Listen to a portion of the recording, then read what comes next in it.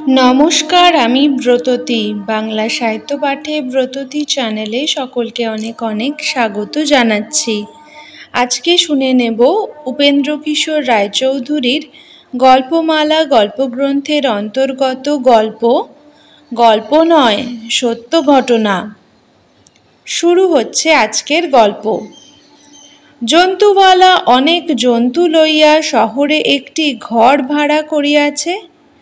মনে করিয়াছে আজ হাটের দিন, বিস্তর লোক আসিবে আর তামাশা দেখিয়া পয়সা দিবে। হাটে লোকের কম নাই, কিন্তু জন্তুওয়ালার ঘরের আধখানাও ভরিল না। জন্তুগুলারও যেন ফুর্তি নাই। লোক কম দেখিয়া তাহারাও কেমন যেন হাল ছাড়িয়া দিয়াছে। ভালো তামাশা হইতেছে না দেখিয়া যে 2-4 জন দর্শক উপস্থিত, তাহারাও হাসি ঠাট্টা করিতেছে। এমন সময় বাঘটার যেন কি হইল। সে এতক্ষণ খাঁচার এক কোণে শুইয়া ঝিমাইতেছিল।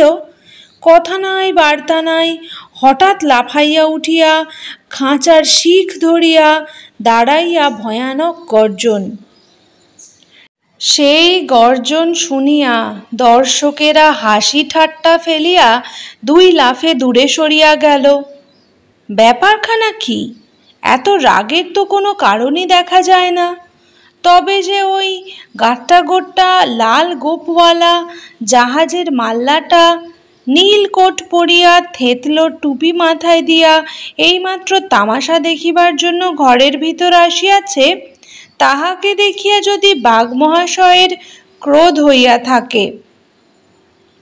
মাল্লা বাঘের খাঁচার দিকে চাহিল, বাঘটাকেও খানিকক্ষণ ধরিয়া মনোযোগ করিয়া দেখিল। তারপর অমনি একেবারে বাঘের কাছে গিয়া উপস্থিত। বাঘ তাহাকে কাছে পাইয়া আরও গর্জন করিয়া উঠিল। দর্শকেরা ভারী আশ্চর্য হইয়া গেল, আর তাহাদের বড় ভয়ও হইল। মাল্লা কিন্তু ততক্ষণে খাঁচার ভিতরে হাত ঢুকাইয়া দিব্যি বাঘের মাথা চাপড়াইতে আরম্ভ করিয়াছে, সেটাকে যেন সে বিড়াল ছানা পাইয়াছে। মাল্লা বলিল, কি রে বিল্লি, কেমন আছিস ভাই? লোকগুলি ভয়ে শিহরিয়া উঠিল যে ভয়ঙ্কর দাঁত এক কামড়েই তো মাল্লার একেবারে হাতখানা ছিঁড়িয়া ফেলিবে। বাঘ কিন্তু তেমন কিছুই করিল না। সে তাহার প্রকাণ্ড মাথাটা আনিয়া আদর করিয়া জ্যাকের মানে মাল্লার নাম হাত ঘষিতে লাগিল।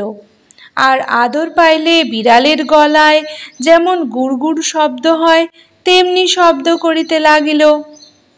মুহূর্তের মধ্যে বাহিরের লোকে ইহার খবর পাইয়া দৌড়িয়া ঘরে আসিতে লাগিল। ঘরে আর লোক ধরে না। কত লোক দরজার 1 পয়সার জায়গায় সিকি দুয়ানি ফেলিয়া দিয়া আর বাকি পয়সার জন্য দাঁড়ায় নাই, তাড়াতাড়ি ঘরে ঢুকিতে পারিলেই ঢের মনে করিয়াছে। জন্তুওয়ালার এখন আর দুঃখ করিবার কোনো কারণ নাই, তাহার বাক্স বোঝাই হইয়া গিয়াছে। মাল্লা ততক্ষণে জন্তুদের একজন প্রহরীর হাত ধরিয়া বলিল, বিল্লির খাঁচাটা একবার খোলো না ভাই, ও আমার পুরনো বন্ধু, একবার ভেতরে গিয়ে ওর সঙ্গে পুরনো কালের 2টো গল্প করে নি। প্রহরী বেচারা একটু মুশকিলে পড়িল। আর তা হওয়ারই কথা। বাঘকে বিশ্বাস কি চোখের সামনে একটা লোককে চিবাইয়া খাইবে, এরূপ দেখিতে তাহার একেবারে ইচ্ছে ছিল না। আর খাঁচা খুলিলে জ্যাক ঘরে যাইবেন, অথচ বাঘ বাহিরে আসিবেন না, এরূপ করাও তো সহজ ব্যাপার নয়। বাঘ যদি একবার বাহিরে আসিয়া হাই তোলেন, তবে তামাশাটা কিরকমের হইবে? প্রহরী আমতা আমতা করিয়া জিজ্ঞাসা করিল, তুমি সত্যি বলছো নাকি? জ্যাক একটু চটিয়া বলিল, সত্যি বলছি না তো কি? এ কোথাকার বোকা, দেখতে পাচ্ছ না ও আমাকে চিনতে পেরেছে? বাঘ সেই সময় আর এক হাঁক দিয়েছে, যেন বলিতেছে, হ্যাঁ হে হ্যাঁ। প্রহরী অনেক ইতস্তত করিয়া এক হাতে দরজা খুলিল, আর এক হাতে একখানা লোহার রুল বাগাইয়া ধরিল। জন্তুগুলি কথা না শুনিলে ওই রুল দিয়া সে তাহাদের শাসন করে। যেই দরজা খুলিল, অমনি দর্শকেরা তাড়াতাড়ি সরিয়া দাঁড়াইল, পাছে বাঘ মহাশয়ের হঠাৎ জলযোগের খেয়াল হয় আর বাহিরে আসিয়া দুই কি একটিকে ধরিয়া মুখে দেয়। কিন্তু বিল্লি তাহার বন্ধুকে লইয়া ব্যস্ত ছিল, অন্য লোকের কোনো খবর নেয় নাই। বাঘ অনেকবার মাল্লার চারিদিকে ঘুরিয়া অত্যন্ত স্নেহের সহিত তাহার গায়ে মাথা ঘষিতে লাগিল। তারপর দুই পায়ে দাঁড়াইয়া হাত দুখানি জ্যাকের কাঁধে তুলিয়া দিল। জ্যাকও তাহার টুপিটি লইয়া বাঘের মাথায় পরাইয়া দিল। টুপি পরিয়া বাঘকে নেহাত মন্দ দেখিতে হইল না। দর্শকেরা খুবই হাসিয়াছিল, কিন্তু তারপর আরও মজা হইয়াছিল। টুপিটি ফিরাইয়া লইয়া মাল্লা বলিল, বিল্লি, যা শিখিয়েছিলাম মনে আছে তো? দেখি, লাফা। মাল্লা হাত খুব বাড়াইয়া ধরিল, আর বাঘ তাহার ওই প্রকাণ্ড শরীরটা লইয়া পরিষ্কার তাহার উপর দিয়া লাফাইয়া গেল। আচ্ছা, ফিরে এসো। বাঘ অমনি আবার লাফাইয়া ফিরিয়া আসিল। ভারী বাধ্য ছাত্র। প্রহরী ভারী আশ্চর্য হইয়া গেল। সে কত চেষ্টা করিয়াও এই বাঘকে দিয়া এত কাজ করাইতে পারে নাই।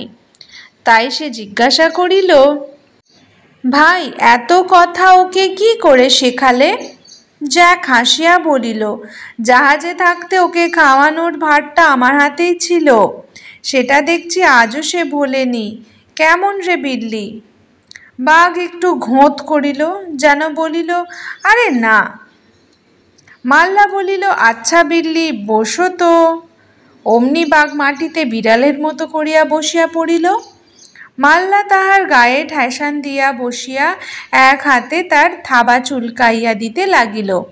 তারপর গান ধরিল।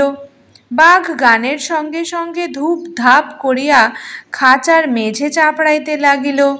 খাঁচাখানা কাঁপিতে লাগিল।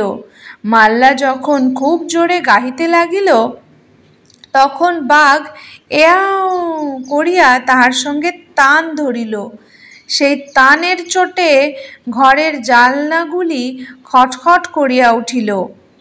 আরও তামাশা হইত, কিন্তু জ্যাক এই সময় জালনার ভিতর দিয়া গির্জার ঘড়ি দেখিতে পাইল। তাহাকে রেলে অনেক দূর যাইতে হইবে, আর দেরি করিলে চলিতেছে না। সুতরাং সে বিল্লির কাছে বিদায় লইল। বিল্লি কিন্তু অত তাড়াতাড়ি তাহাকে ছাড়িতে রাজি ছিল না। জ্যাকের সঙ্গে সঙ্গে সেও খাঁচার দরজায় আসিয়া দাঁড়াইল। প্রহরী দরজা খুলিলে সেও জ্যাকের সঙ্গে যাইবে। প্রহরী দরজা খুলিতেছিল, বাঘের কাণ্ড দেখিয়া আর খুলিল না। জ্যাক 3 বার চুপচাপ সরিয়া পড়িতে চেষ্টা করিল। বাঘ তাহার কোটের কোণ কামড়াইয়া ধরিয়া 3 বার ফিরাইল। জ্যাক মুশকিলে পড়িয়া বলিল, এ তো বড় মুশকিল রে বাপু। আমি তো থাকতে আসিনি, আমি তো শুধু দেখতে এসেছিলাম। কিন্তু প্রহরীর মুখ ততক্ষণে গম্ভীর হইয়া উঠিয়াছে। মাল্লা যতই যাইতে চাইতেছে, বাঘ ততই বিরক্ত হইতেছে। শেষে চটিয়া গিয়া এক থাপ্পড় বসাইয়া দিলেই তো মাল্লার দফা নিকাশ হইয়া যায়। এই সময় এক বুদ্ধি জুটিল। খাঁচাটাতে 2 কামরা, বাহিরটাতে বাঘ সকল লোকের সামনে তামাশা দেখায়, ভেতরটাতে বসিয়া সে আহার করে। মাঝখানে দরজা আছে, বাহির হইতেই তাহা খোলা বন্ধ করা যায়। এই ভিতরের কামরায় এক বড় টুকরো মাংস ঢুকাইয়া দেওয়া হইল, আর অমনি বাঘ তার বন্ধুকে ভুলিয়া খাইবার ঘরে ঢুকিল। চতুর প্রহরী তৎক্ষণাৎ মাঝখানের দরজা বন্ধ করিয়া দিল। জ্যাকও সুযোগ বুঝিয়া তাহার পথ ধরিল। ব্যাস, গল্প নয়, সত্য ঘটনা এখানেই শেষ হচ্ছে। খুব তাড়াতাড়ি হাজির হব উপেন্দ্রকিশোর রায়চৌধুরীর গল্পমালা গল্পগ্রন্থের অন্তর্গত বিখ্যাত গল্প জোলা আর 7 ভূত নিয়ে। অপেক্ষা করতে থাকুন। গল্প এবং গল্প পাঠ ভালো লেগে থাকলে অবশ্য করে এই ভিডিওটাতে একটা লাইক করে দেবেন, সাবস্ক্রাইব করে পাশে থাকার অনুরোধ জানাচ্ছি। শেয়ার করে নিতে পারেন তাদের সঙ্গে যারা এই ধরনের গল্প শুনতে ভালোবাসে।